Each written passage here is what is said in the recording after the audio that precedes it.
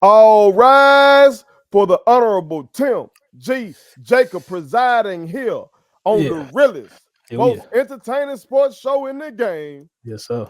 Put it on something. So y'all see the caption down low. I know it's cliche.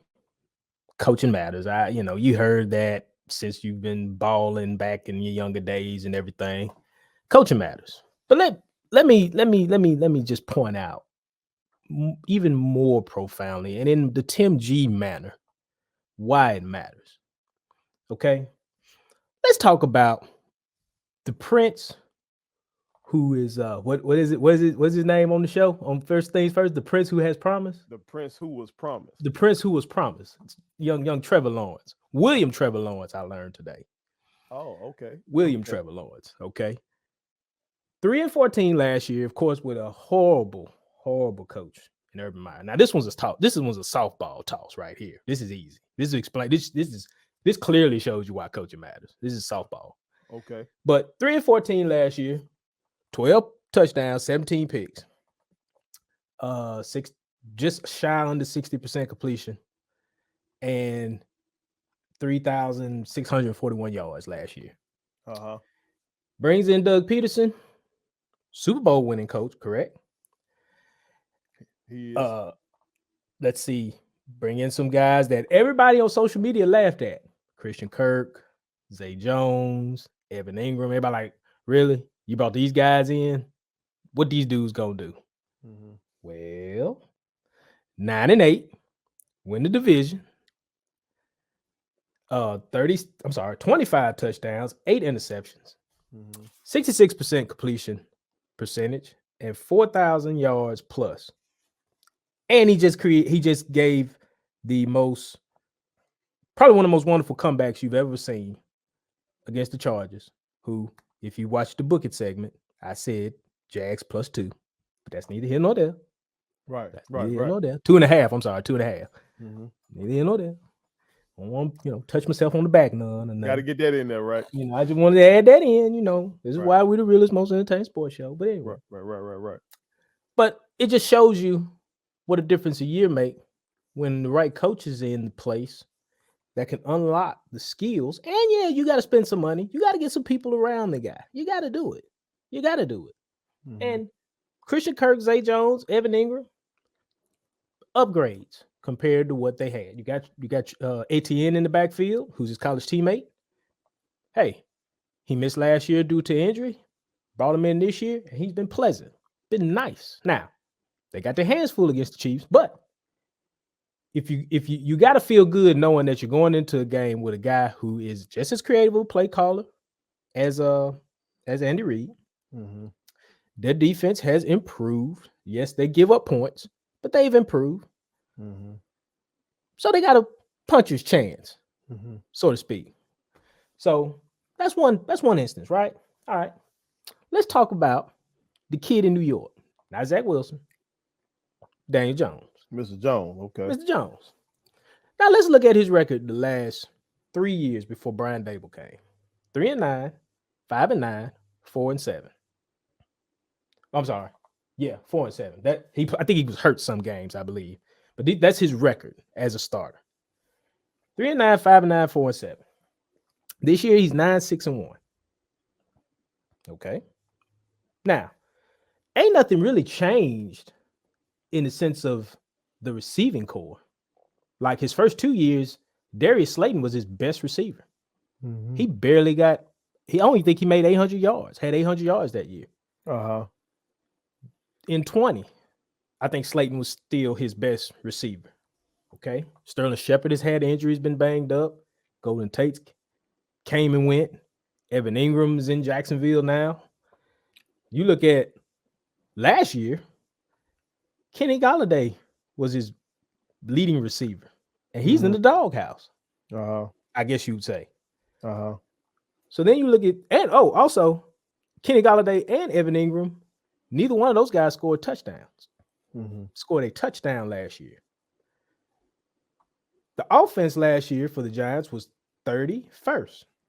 This year they're 15th. Would you like to say coaching matters? And then Hey, give the kids some credit from last week's game against Minnesota. Who, let me also add in, I did say take the Giants and the points, but that's neither here nor there. That's neither here nor there. Right. But the Giants this past week against Minnesota, you don't know the names of the guys on the field that he's throwing to, besides Darius Slayton, who's been his most consistent guy, who's been the guy that he's kind of worked alongside through the years. But Richie James Jr., he's an ex-49er. He was the fourth guy on our roster, if I'm not mistaken. He was the fourth wide receiver, but he's been playing well in the slot. Isaiah Hodgins, out of nowhere, he's been a surprise. And it don't hurt to have a Saquon Barkley in the backfield who's finally healthy, who you can now implement his talent and use him in the proper way. So Daniel Jones got some help behind him in Saquon. We ain't going to dismiss that. But the way he was running the ball and the way he was throwing the ball, and then here's a little thing to note. This is the thing I like. So this tells you that the kid can play. All 4 of his years, he has not been below 60% passing. He's actually a 64% passer for his career. Also, his interceptions have went down from year to year.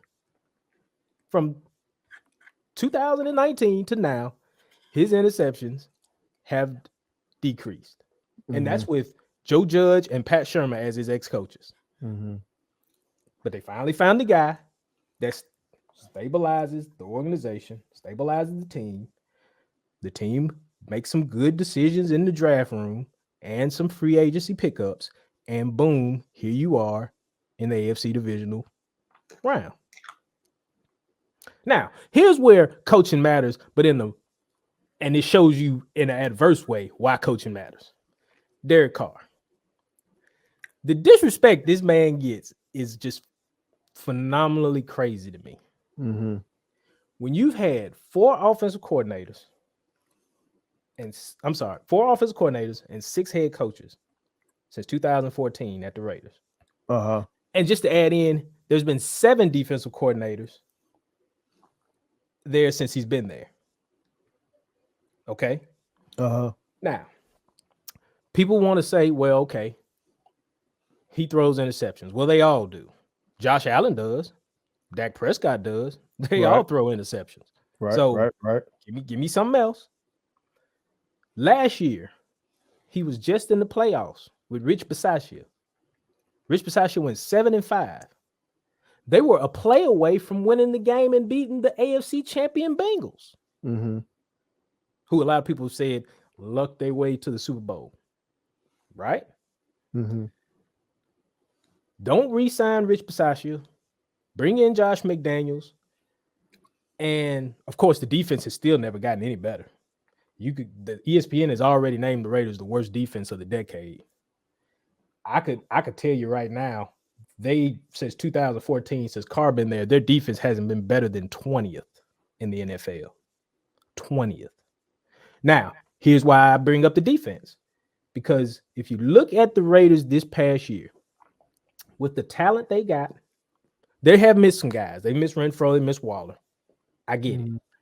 But if you look at their schedule, it's crazy where they could be. They could have been the 7th seed in the AFC, despite that defense.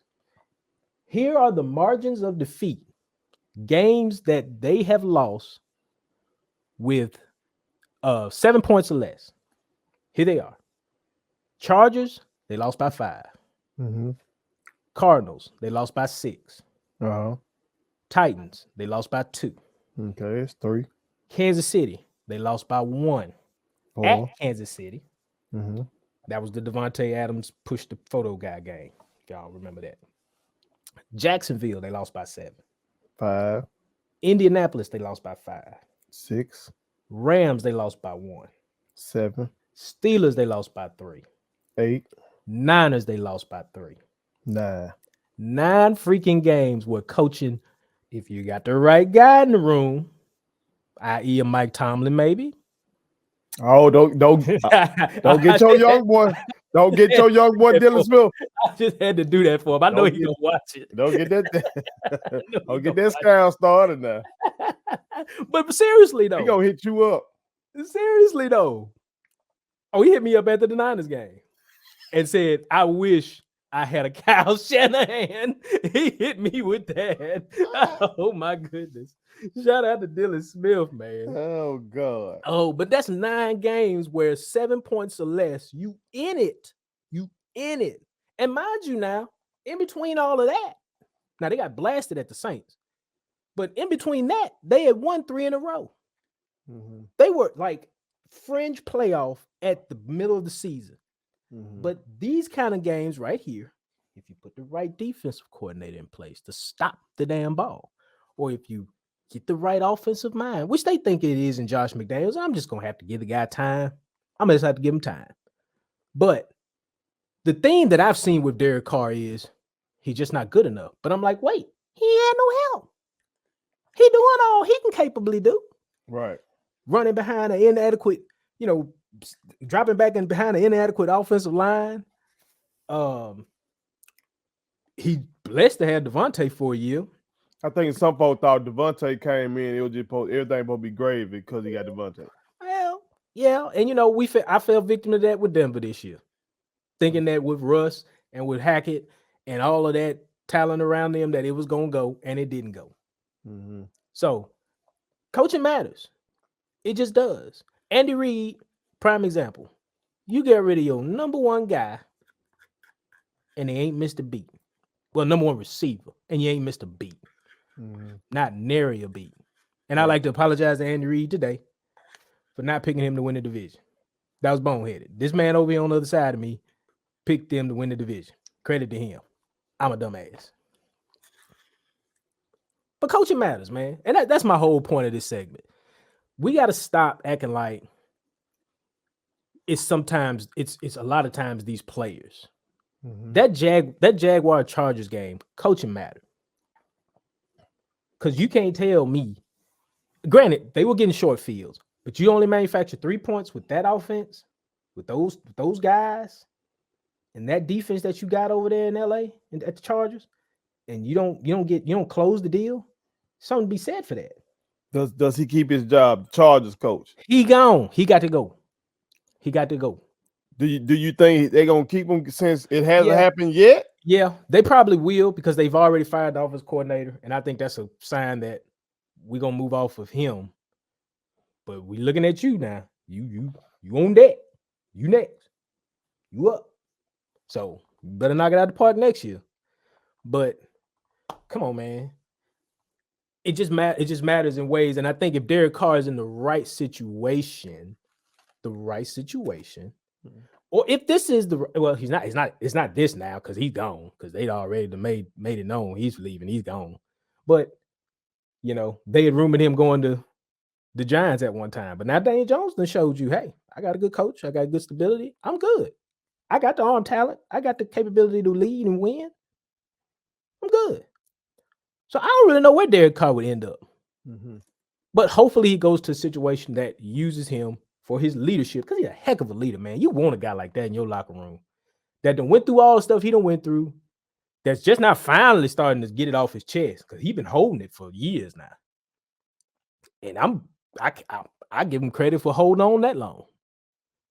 But it's got to matter sooner or later, though, man. I mean, the coaching thing, it's different in basketball, I think, because when you got a squad, you know what I'm saying. Then X's and O's, they're big, but talent kind of pushes it through.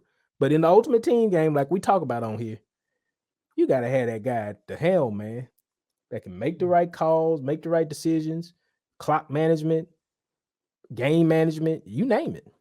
Yeah. It just matters. I'll throw in one more then. Okay. Piggyback off for you. Okay. You mentioned him. You talking about Mike T? Mm-mm. Oh. Yo boy. Mine? Shanahan. Okay. T. Go. Y'all spent what the catchword now is draft capital. Everybody, when we were growing up, we had never heard that phrase. But now everybody loves draft capital. Yeah. Okay. Yeah. So y'all spent considerable draft capital. Did. To go get a man by the name of Trey Lance. Mm-hmm. Okay. Trey Lance goes down. Okay. You go back to Jimmy G. Didn't give him a playbook either now. Didn't even give him a playbook. And you win. Jimmy G goes down. You have to go to the quote unquote Mr. Irrelevant, the last pick of the draft. He's relevant to me though. And you win. Like, at some point, folks got to look at it and say, this is a hell of a system right here, Jack. This is a hell of a system. Like, if you just be competent, you can perform well in the 49ers system. Now, to our young boy, Dylan Smith's point, I think many folks around the league would like to have Kyle Shanahan until the fourth quarter of Super Bowls. Oh, absolutely. Absolutely. We got to work through that. We saw with Atlanta when he was the OC, and we saw with y'all in the Super Bowl against Kansas City. Y'all didn't get done. That some would put that on Jimmy G's overthrow. Others, like myself, would say, in both instances, I might say, in Atlanta, okay, why can't the defense get that done? 28-3, defense got to get that done. Maybe Kyle, I had to go back. Did they stop running the ball or something in that instance? Yeah, they were throwing. Yeah, they started throwing, leaving a lot of clock left. Okay, that was stupid. I remember right. Now, in y'all Super Bowl against the Chiefs, I mean, y'all gave up like a third and 14 or something. Yeah, some deep ass throws that he just threw that bitch up to Tyreek. Yeah. Y'all have a bowl if not for that. You know what I'm saying? Yeah. But outside of that motherfucker scheme up some shit. He schemes up. You know what I'm saying? And so, like you said, unlike basketball, especially on the NBA level, is more freelance. You know, you rarely, you call a play out of a timeout. But these guys get this board, man. They coming down, they trying to get a layup. The layup ain't there. They just go into some action, especially today's game shit. They just go into screen roll action here. You know, and the coach can't really control everything as much. You trust the playmakers out there to do what they do. And you teach the principles that you want to teach during training camp. You don't really practice throughout the year. No. You watch film and you go from there. NFL, every single play is dictated by the coaching staff. Now, if you got a big name quarterback or one of these legends, they might have free reign to check at the line of scrimmage, I guess. Brady, Rodgers, you know, we know Peyton Manning used to have free reign, but some of these guys ain't got that. And with your checks, probably some shit that you at least discuss with the coaching staff. Oh, absolutely. The shit that you're going to check into. So it's so controlled that if you ain't got them folks who can do great schematically, like your guy, Kyle Shanahan, or your other guy from back in the gap, Bill Walsh. Shit, you might, or have somebody motivational like a Tomlin who, you know, he going to bring guys in and he going to trust, you know, he going to motivate the team to play well. He's gonna motivate his coaches and gonna let his coaches do their jobs. But still, these coaches got to do it. Yeah, absolutely. I mean, you know, I didn't mention Kyle Shanahan because I need him focused on Dallas this week, so that's why I didn't mention it. Full disclosure. Kyle Shanahan versus Mike McCarthy, the 49ers versus the Cowboys. Part 2 round. This gonna be something else now. Now, coaching matters. Coaching matter. We got a Super Bowl coach and Mike McCarthy, but it's like he got the bowl, but he don't have the luster. A lot of people say he rode the coattails of Aaron. That's exactly. You got Kyle, who everybody thinks is a genius, but he doesn't have the bowl. So what wins out here? We shall see. That's gonna be interesting. Yeah, that's gonna be interesting. So, but America, y'all chime in and tell us what y'all think. My brother Tim G. Jacob has announced to y'all, and y'all have heard it before, but he gave y'all numerous examples of why coaching matters, especially in that NFL. Absolutely. Put it on something. Thank you so much for watching my daddy's YouTube channel. Make sure you like, share, and turn on your post notifications. do I do?